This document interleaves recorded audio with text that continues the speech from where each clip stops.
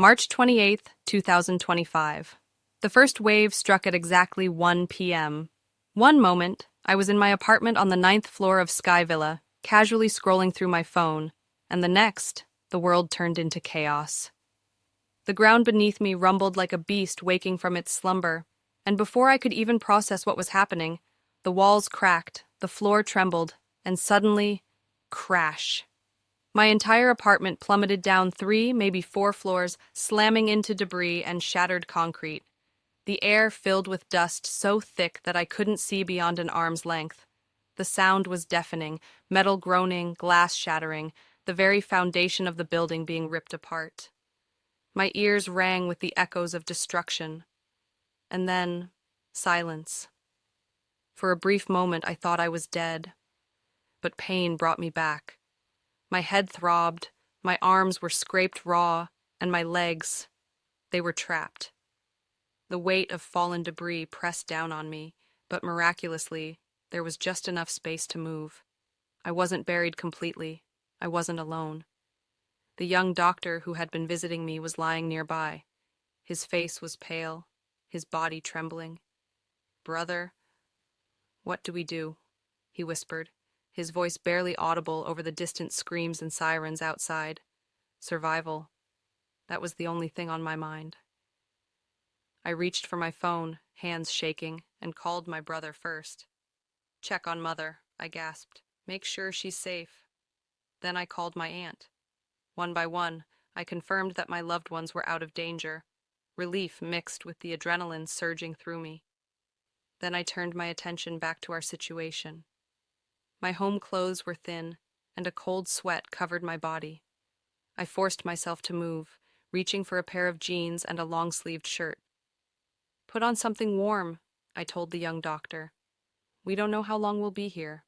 He was terrified, so I focused on keeping us calm.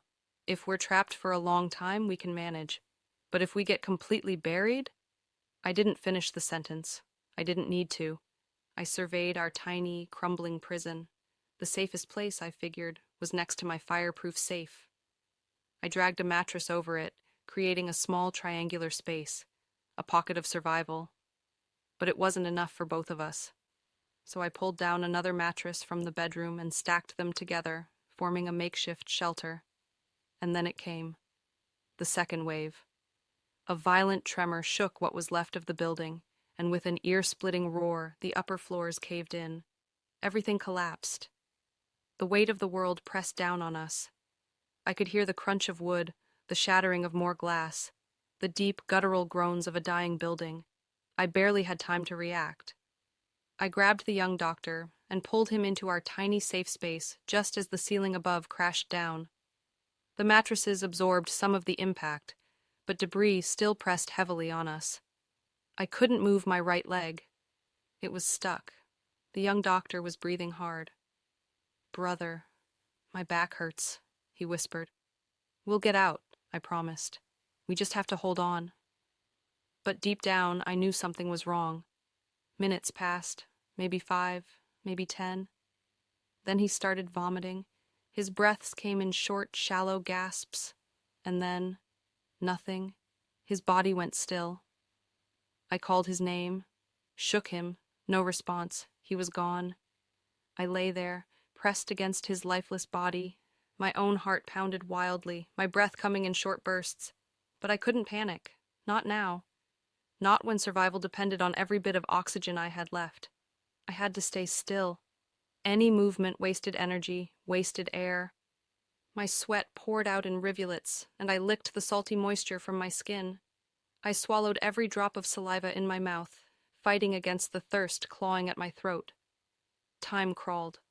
The weight above me grew heavier. My face was nearly pressed against the floor, my jaw aching from the position I was forced into. The smell of vomit and dust made it harder to breathe. I had to conserve air, move as little as possible. Then distant voices. Rescue workers.